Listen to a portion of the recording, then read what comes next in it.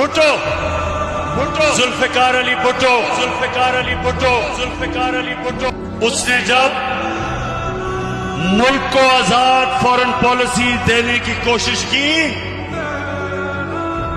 जुल्फिकार अली भुट्टो, मेरे उससे बहुत इख्तलाफात होंगे लेकिन मुझे उसकी खुददारी हमेशा पसंद थी।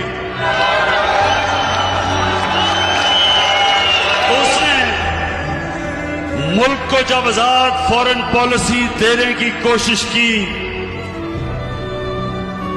तो फजलुर रहमान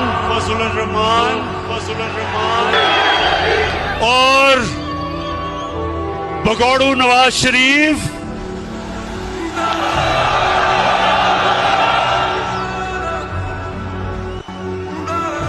इनकी सुनते रहें, सुने, अभी मैं और भी आता हूं।